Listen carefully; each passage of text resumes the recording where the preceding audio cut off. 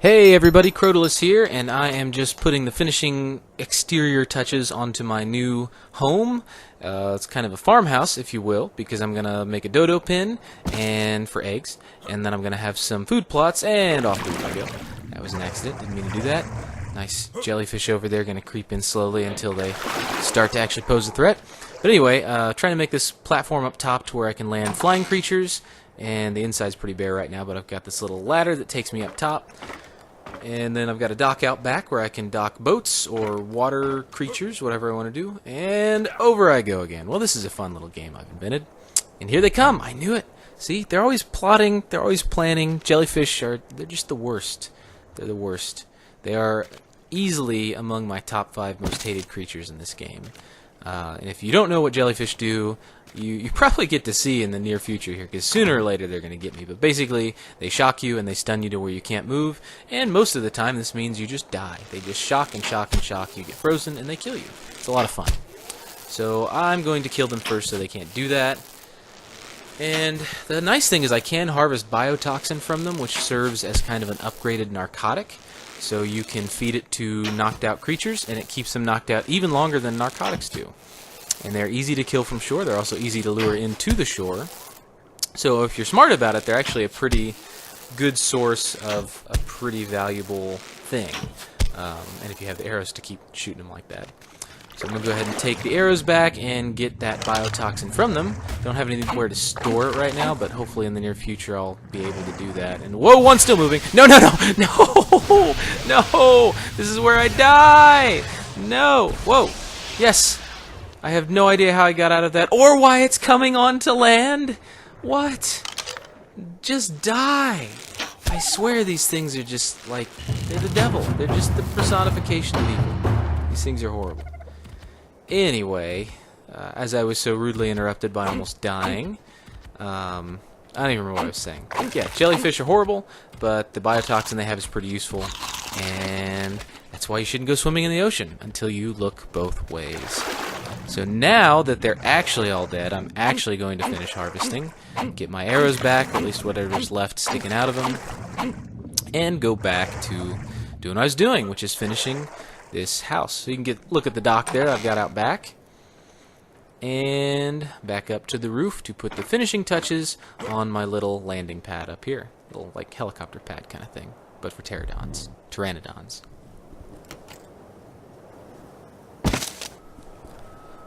Alright, we've pretty much got everything done up top and on the outside. Inside's still pretty bare, but I am putting the foundation down for what will become the dodo pen. And I hope to just kind of make this the general farming area, put some crafting stations in here, put my 4 food plots, the crop plots I'm going to have in there, and get some irrigation going, maybe through a little window or something through one of the walls I'm going to put up here. But yeah, hopefully it'll look pretty good. I'll probably just go ahead and cut out most of the rest. I figured me just laying foundations and buildings wasn't too interesting, so we'll skip ahead a little bit and see what it looks like once it's mostly done. Ta-da! So we have everything pretty much finished up, and we caught a triceratops for some reason. I don't know why he came in and got stuck there, but he did. And this is right where I want to put this compost bin. Alright, so I feel really bad about this, but there's nothing I can do to get this stupid thing out other than destroying my own structures, so it's just gonna... It's sad, but the Triceratops has got to go. And it's kind of sad because it's level 20, so... I don't know. I'm not too heartbroken about it. I do feel a little guilty, but there it goes. Anyway, so that's not a problem anymore. You can see the upper little landing zone up there a little bit. Yeah, so we'll get some hide and some meat out of it. That'll be good. Quite a bit of that. Just running a little bit low, I think, on some of that stuff. So, see if I can get my magical floating arrows back. And you can see my irrigation system there coming through that window with the tap. And my plan, I kind of toyed with the idea of placing that water reservoir thing, but it just doesn't seem necessary or practical. So finally, I can get my compost bin placed somewhere that makes sense to me, that I like aesthetically. And I unfortunately found out that I'm quite a few levels away from being able to make the medium crop plots that I need for the farming I want to do. Alright, I think I'm going to go ahead and place this tannery here, which will let me easily and quickly make some saddles for things that I'm not quite leveled up high enough to get other ways.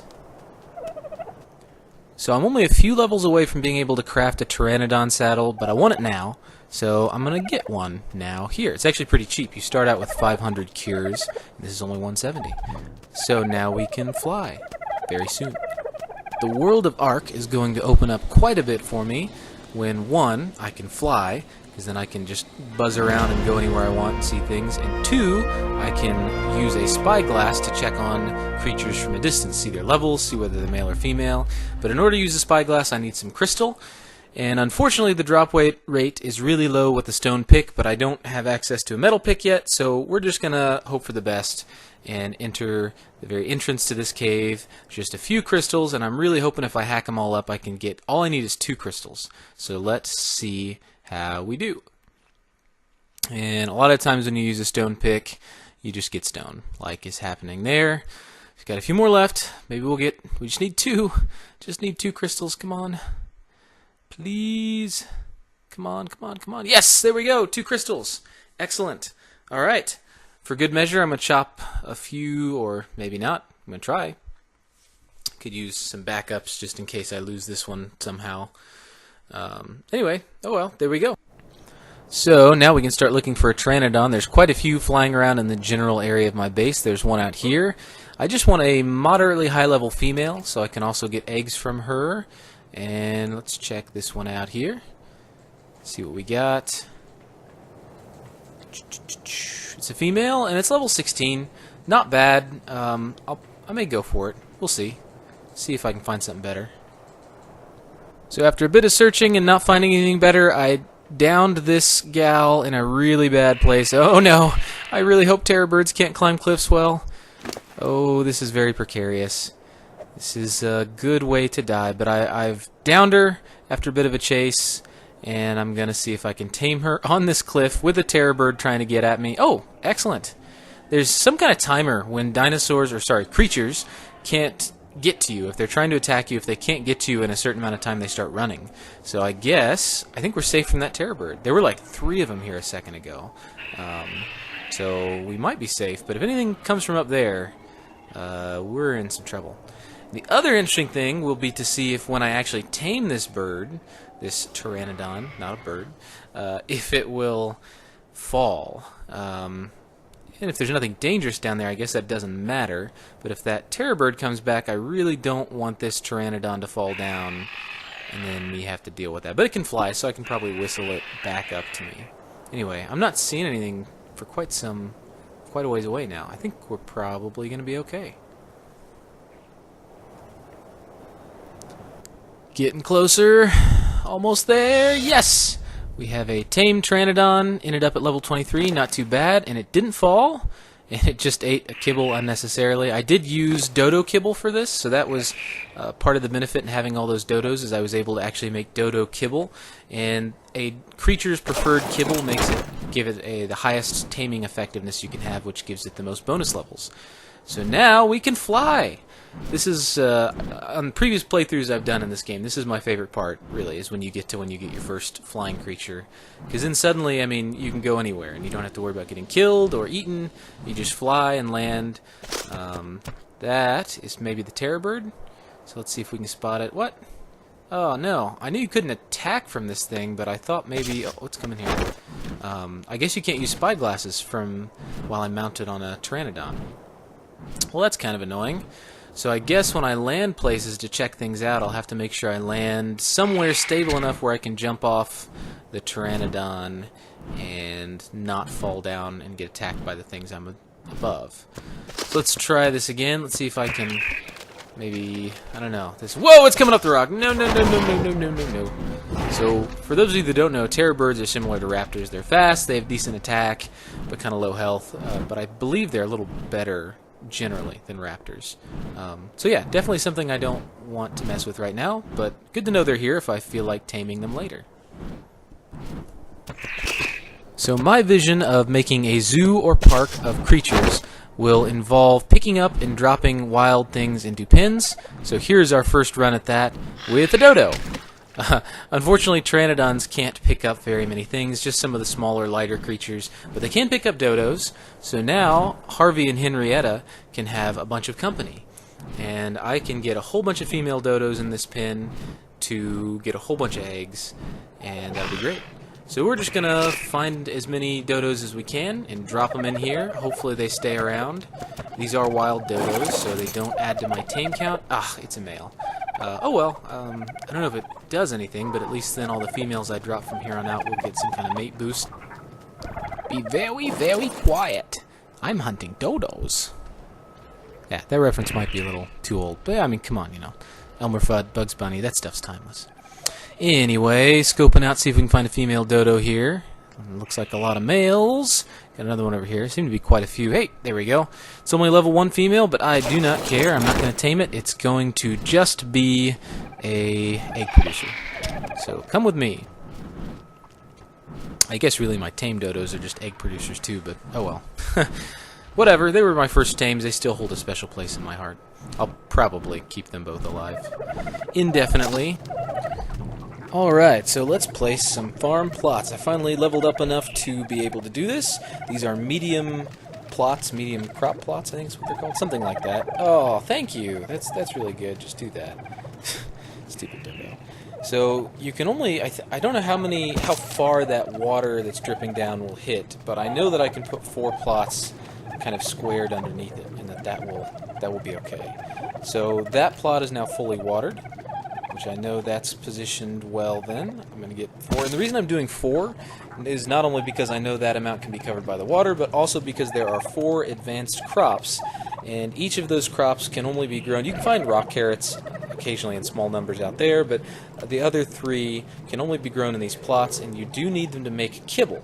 And certain kinds of kibble, like I was talking about with the pteranodon earlier, will tame certain dinosaurs more effectively, and I think most of the kibble recipes require, if not all, some kind of advanced crop. So that's the main reason I'm growing these. You can also tame some herbivores more effectively by just using advanced crops. So in a pinch, they can be used for that. Got some compost ready. In order to grow these crops, you need a fully watered plot and you need some compost. And with that, I can then plant seeds, which I've harvested mostly just when I was running around on Shelly and just gathering stuff. I just would, over time, drop seeds that I found randomly while picking stuff into a box. And now, it only takes 1 seed to power a plot for a long, long time. So we're covered. This will take a while, but then we've got our crops and can start getting kibble for lots of different kinds of creatures. Alright, I've got a preserving bin now, so I can store all these eggs I've found and the kibble and anything else that will expire eventually. And I've got a bunch of dodos in here. Look at all this. Farm's really coming along. I still don't have those crop plots in, but it'll get there. And I think I want to put a feeding trough there eventually so the tames that I have around here can eat from it. Well, I finally said goodbye to my thatch hut. I didn't need any more, so I took it down, and I can now use those resources for other things. There's Shelly. Haven't done much with Shelly this episode.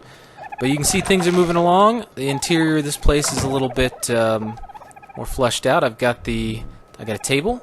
I'm going to go ahead and put a mortar and pestle on that table to replace the one that I took down when I took out my thatch hut. So, there we go. Nice little, can look out the window and watch my dodos and my farm. You can see I got my farm plots out there as I craft narcotics. It sounds a little shady. It sounds a little sketchy. It's okay. I'm not going to think too hard about it. They're not for me. They're for somebody else. Literally, too. I'm not, let's see, I don't have a whole lot of stuff to make narcotics, but I'm going to make some of this spark powder, which will help power that preserving bin. And so one thing to keep in mind, when you first build your preserving bin, it doesn't actually start doing anything until you craft the spark powder with stone and flint and load it up into the preserving bin. So you may put things in there, but they're not preserving them until you get spark powder, like this. Up, up, and away! It's cool to fly in this game, I tell you. If you don't play this game for any other reason, play it to get a pteranodon and fly around the island, because it's really cool. Well, everybody, thanks for watching this episode today. We got our farm running, we got our pteranodon to explore, and in the next episode, I hope to put this pteranodon to good use and maybe find some new tames, and maybe even get started and looking at some of our first enclosures to build for the zoo. See you later.